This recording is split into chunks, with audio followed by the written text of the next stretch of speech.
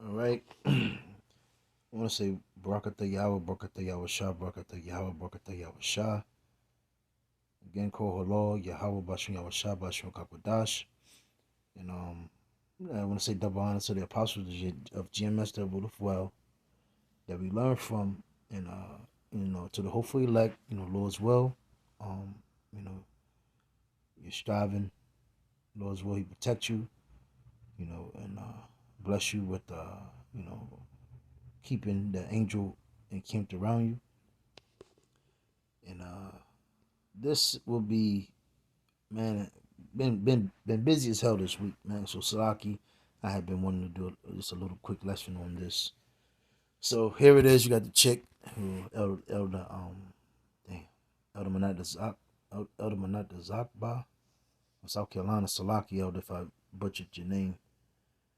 But it's this lady, this chick. I believe she's an Israelite. But one thing, Lord's will, again, Lord's will, He protects us in these days to come. And if you are a man of the Lord, and the Lord has us, He's going to protect us.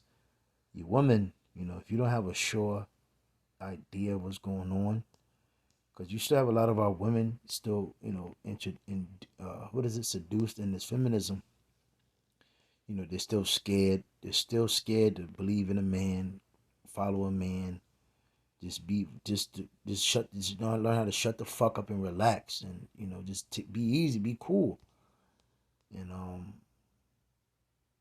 always worrying, always talking shit, always trying to, you know, them wicked ideas that your mom always gave you and taught you, which she misled you, because majority of the times your black ass mother is single. But it's I'm gonna let this video play, and it's a point in the scriptures where I want to bring forth. So have you guys heard that America is laying out the groundwork and writing up a bill to reinstitute the draft for young men? So, of course, we know that they've intentionally made the military conditions so unbearable and so unjust that people are like, I ain't gonna join that. And so, of course, there's not enough people to be in the military in case of war or anything. So, what's happening is they are trying to reinstitute the draft bill so that war pops off, when war pops off, they're going to have somebody to fight. Because ain't nobody in the military. Don't nobody want to do that. So, what y'all finna do? I'm just asking, because I'm not going. I don't know about you guys. I just don't think that that's going to work for this generation. I feel like there ain't enough prison cells in America to keep all the AWOLers. There ain't enough FEMA camps on Earth to keep all the AWOLers. Like, we ain't going. Not we. Y'all ain't going. I'm already not going because, I'm a woman and I'm a single parent. But, yeah. What y'all finna do? Are y'all gonna go? Are you gonna fight for your country? No, it's a real question. I'm for Now, I'm gonna land back off this as well. This la la land spirit of these women. Now, again, we understand, the Lord's going to protect His men, the one that's been, laboring. Going back to Psalms, the first chapter. Now here it is. You had this woman. She's throwing. I'm a woman. I'm a single mother. Now, if Esau really cared about you, first of all, he would have taught our people about family. He would have gave us, structure. He would have gave us, a portion in this society. He would have gave us our own school to make sure it was ran correctly. We learned about sex education, dynamics, how to build, and learn the law. And he would make sure, he released us and say, yeah, y'all are the Hebrew Israelites, man. I'm sorry, sincerely, please, we will give you tribute. We will build your, we're going to bow down to you. Please, just have somewhat mercy on us. But they haven't done this. We're still here in this society, and that's why you're a single mother, because you were brought up in the ways of Esau. Esau got us and deliberately put us on a low vibration of the man. With our men, they gave us gangster music, and our women, they gave us whoredom. Now, I was reading when I listened to this video by the beloved elder Manat Zakba.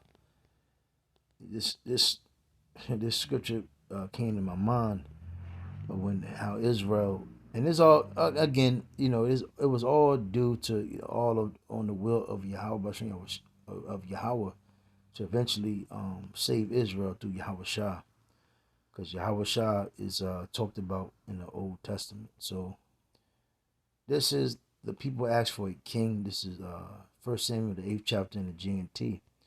So it says 1 Samuel 8:4. Then all the leaders of Israel met together, went to Samuel in Ramah, and said to him, "Look, you are getting old, and your sons."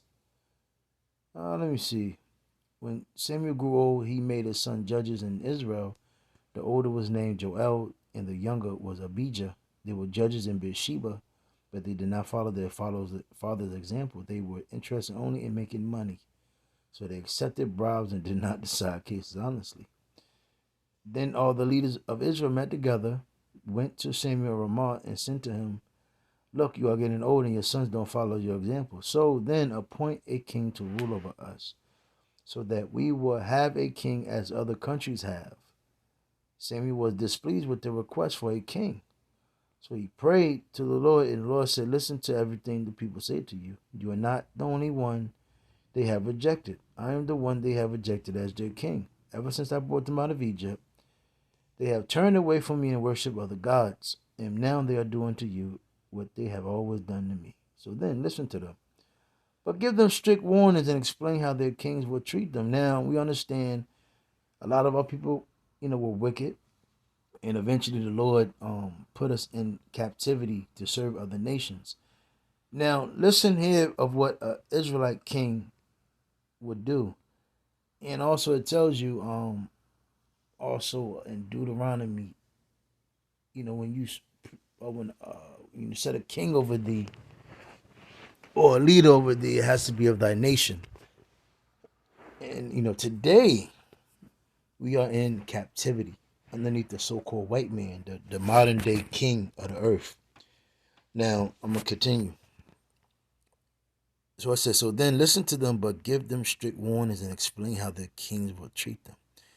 Samuel told the people who were asking him for a king everything that the Lord has said to him. This is how your king will treat you. Samuel explained, "He will make soldiers of your sons. Some of them will serve in his war chariots, others in his cavalry, and others will run before his chariots. He will make some of them officers in charge of 1,000 men, Salaki, and others in charge of 50 men. Your sons will have to plow his fields, harvest his crops, and make his weapons and the equipment for his chariots. Your daughters will have to make perfumes for him and work as his cooks and his bakers. He will take your best fields, vineyards, and olive groves and give them to his officials. He will take 1/10 of your grain and of your grapes for his court officers and other officials. He will take your servants and your best cattle and donkeys and make them work for him. He will take 1/10 of your flocks, and you yourselves will become his slaves. When that time comes, you will complain bitterly because of your king, whom you yourselves chose, but the Lord will not listen to your complaints." The people paid no attention to Samuel, but said, "No, we want a king, so that we will be like other nations, with our own king to rule us and to lead us out to war and to fight our battles." Samuel listened to everything they said and then went and told it to the Lord. The Lord answered, "Do what they want and give them a king." Then Samuel told all the men of Israel to go back home. And then it tells you, I believe they went on and I believe they chose Saul.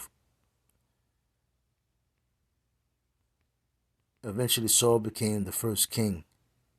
Yep, Samuel anointed Saul as a ruler. So again, Saul went off and went to witchcraft. Then eventually, King David became the king. And out of the loins of King David, our Lord Yahushua sprung King Solomon, which is the Yahushua. Another lesson, but yeah, I know the beloved Elder Yashwamba did a hell of a lesson about that King Solomon and Yahushua, and I believe Isaac as well. And but you get my point. You get the point. Israel had wanted a king, and this was the instruction that Samuel said this is what a king would do. But now, us being in our captivity, underneath the so-called white man himself, the devil, that nigga can do anything he wants to you, man. It's only by the way and will of the Lord, Yahweh Shah, that he will protect you. So again, this old boastful, oh, I ain't going, I ain't doing this. Hey, man, you don't know what the hell you're going to do. We're in captivity. It's only by the grace of Yahweh Shah that he saves you. And again, when you read the book of Acts, let me see if I can find it. It's like I have a terrible memory. I believe Acts 2.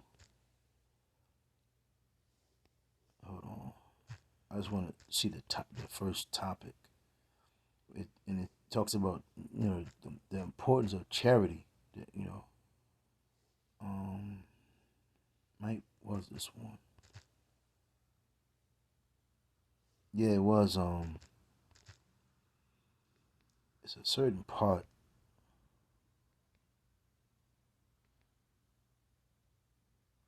Yeah. So I believe it's this one. Acts 4 and 32. The group of believers was one in mind and heart. None of them said that any of their belongings were their own, but they all shared with one another everything they had. With great power, the apostles gave witness to the resurrection of the Lord Yahushua, and Yahweh poured rich blessings on them all. There was no one in the group who was in need. Those who owned fields or houses would sell them, bring the money received from the sale, and turned it over to the apostles, and the money was distributed according to the needs of the people. And so it was that Joseph, a Levite born in Cyprus, whom the apostles called Barnabas, which means one who encourages, sold a field he owned, brought the money, and turned it over to the apostles. And I bring that out because, charity and virtue, and unity, the brotherhood, and basically all looking out for each other. Cause it also tells you, I don't know exactly where, but it tells you how the women were even how you say was doing cooking and baking and basically being useful into the ministry, because again this is not we're not we don't depend on Esau to take care of us. We depend on Yahweh Shah, for his blessings and his for him to rain upon his blessings upon us. So again, we have to look out for each other. We got to remember we are here in America. Certain people do have substance and certain things that can be useful. Land, property, etc. You got to remember as well, America's going to be destroyed. So I mean, why the fuck are you being stingy? Why would you be greedy? And why not, be useful? As a woman, you want to be useful, man. I'm not saying usurp authority over men, but you want to be useful. You want to have a husband that you can call your own, and tend to him, and make sure he's on a cool head, level head, and making his burden lighter, his affliction lighter. Cooking, you can cook, just overall just want to cook, just be useful, man. And also the men, you want to keep laboring, and you also want to keep striving, because again, doing this, is all faith, and that's the work, and that show you that you believe, and and the only way you're gonna feel to even want to do things like this is in Yahweh Shah. But that was pretty much it. Lord's will, you was edified. Hey, Shalom.